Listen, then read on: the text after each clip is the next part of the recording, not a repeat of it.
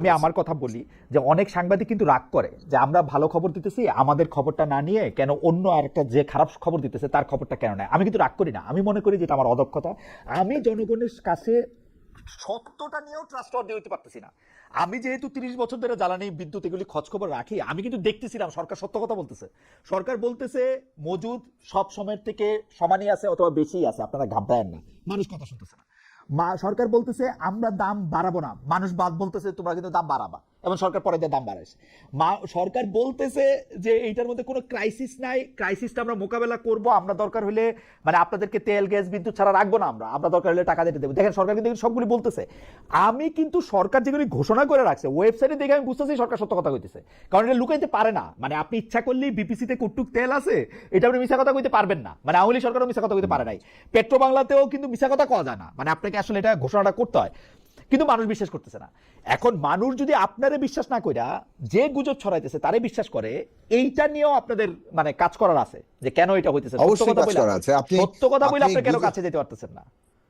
এই বিষয়ে আমি আপনার সাথে একমত যে গুজবের ব্যাপারটা এত প্রবল শক্তিশালী হয়ে উঠেছে যে এটা একটা পলিটিক্যাল উইপনও মানে হয়ে উঠেছে। সেটা ছিল সবসময় কম বেশি, কিন্তু মানে এখন যেভাবে এটাকে নানাভাবে একটা বিপর্যয়কর পরিস্থিতি তৈরি করার জন্য একটা হাতিয়ার হিসেবে কাজে লাগাতে পারছে, সেটা নিশ্চয়ই এটা গুরুত্বপূর্ণ।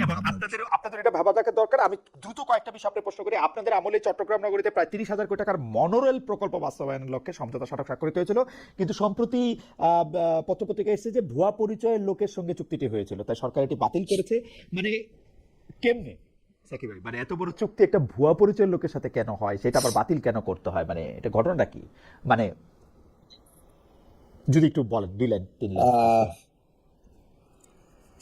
না, খবর তো অনেকগুলো আসছে, এখন সবগুলো খবর আমার দায়িত্বের মধ্যে আসলে থাকে না।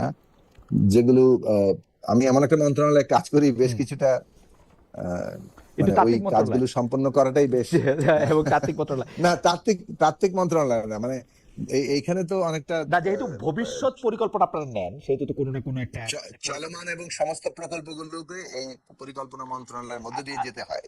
ফলে সেই প্রকল্পগুলোর পরীক্ষা নিরীক্ষা করার একটা ব্যাপার আছে।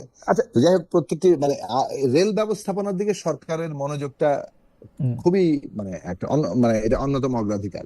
সেই কারণে রেলের ব্যাপারে মানে মাননীয় প্রধানমন্ত্রী সহ সংশ্লিষ্ট সকলেই মন্ত্রীবর্গ তারা চেষ্টা করছেন, এবং সেই চেষ্টার অ্যাটেম্পটে কোথাও একটা ব্যত্যয় ঘটে, সেটা আসলে হয়তো সাময়িক একটা ব্যত্যয়।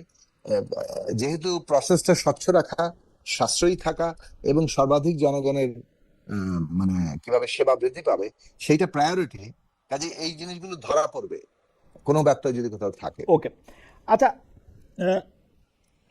মানে এই ইসলামী ব্যাংক নিয়ে জামায়াতে ইসলামী যেগুলি অভিযোগ করতেছে সেগুলি তো মানে একদম পরিপূর্ণভাবে আমি খুব নিরপেক্ষ জায়গা থেকে সেই অভিযোগগুলি করতেছি, ব্যাপারটা এরকম না। এটা তো একটা রাজনৈতিক ব্যাপার। সত্যি সাকিব ভাই, এটা আপনি বলা একটু মুশকিল, কিন্তু তারপরে আপনি একটু বলেন যে ইসলামী ব্যাংক ইস্যুটাকে কি সরকার রাজনৈতিকভাবে মোকাবেলা করতেছে? অর্থাৎ রাজনৈতিক মোকাবেলা কোনটা, যে ইসলামী ব্যাংক দুর্বল হলে জামাত ইসলামী দুর্বল হবে, এইভাবে মোকাবেলা করা সরকারের আমি যতটা মানে অর্থ মন্ত্রণালয়ের সাথে আমাদের যেহেতু ঘনিষ্ঠভাবেই কাজ করতে হয়,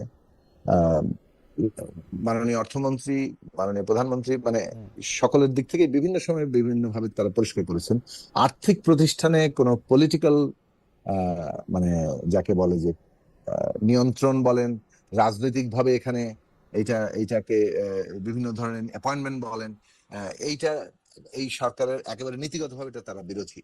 এবং মানে এই সরকার এটা যদি মীর কাসেম আলী সাহেবের সংগঠন না হয়, আব্দুল আল মিন্টু সাহেবের সংগঠন হইতো, তাহলে একই আচরণ করতো সরকার আর্থিক প্রতিষ্ঠানগুলোকে দাঁড় করানোর চেষ্টা করছে। কিভাবে দাঁড় করানো যায় এবং পলিটিক্যাল সিরিয়াসলি সাকিব ভাই, আপনি বিশ্বাস থেকে বলতেছেন নিয়ন্ত্রণ, দখল এগুলো বাইরে রেখে আর্থিক জায়গাগুলো দাঁড় করানোর চেষ্টা করছে।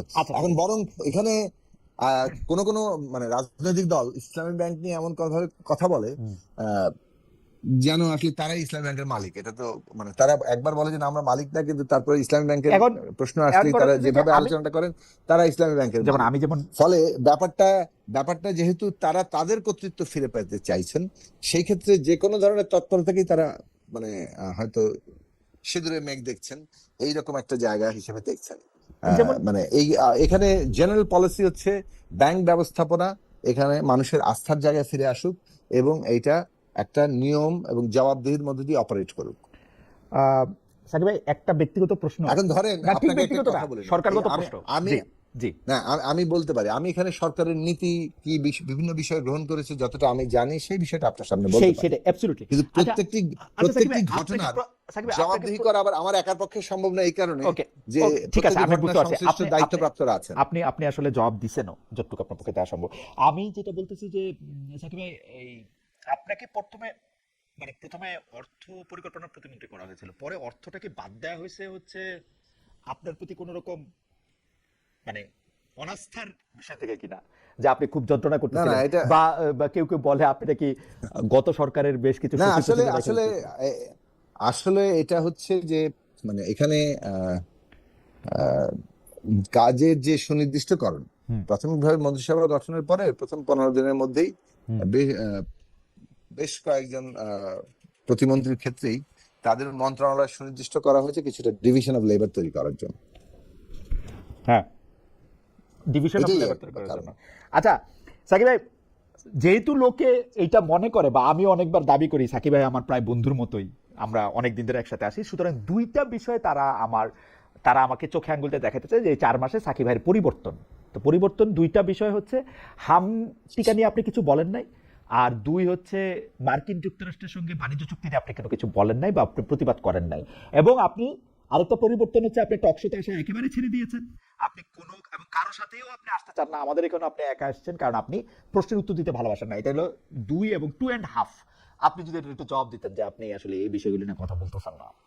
আচ্ছা, প্রথম বিষয় হচ্ছে যে মানে আমি মানে আমাদের দল সিদ্ধান্ত গ্রহণ করেছিল যে আমরা একটা ফ্যাসিবাদী সরকারের বিরুদ্ধে যখন লড়াই করছি তখন সুনির্দিষ্টভাবে রাষ্ট্র ব্যবস্থা সংস্কারের কর্মসূচি নিয়ে আমরা এটাকে প্রায়োরিটি করে আমরা লড়াইটা করছিলাম। সেই হিসেবে 31 দফা রাষ্ট্র ব্যবস্থা সংস্কার, মেরামত এবং রূপান্তরের একটা কর্মসূচি গৃহীত হয়েছিল। তার অধীনে আমরা 1 দফা প্রণয়ন করেছিলাম হুম এবং সেই আহ, মানে 31 দফার ধারাবাহিকতায় আপনার আমরা আন্দোলন, তারপরে নির্বাচন, মাঝে অভ্যুত্থান হয়েছে, এবং নির্বাচন পরে সরকার, এই এই ধারাবাহিকতা আমাদের আহ, মানে একটা রাজনৈতিক সিদ্ধান্ত আকারে ছিল।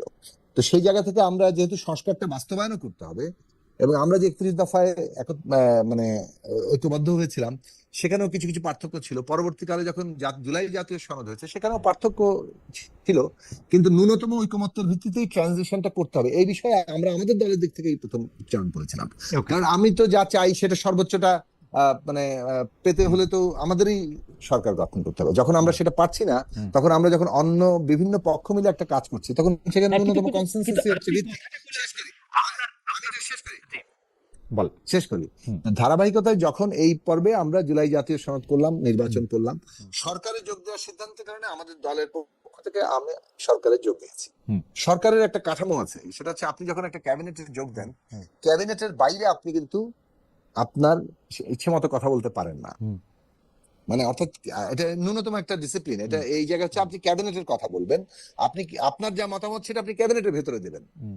এখন সেই কারণেই আমার পক্ষে তো আসলে মানে সরকারের ভাষ্য ছাড়া আলাদা করে রাজনৈতিক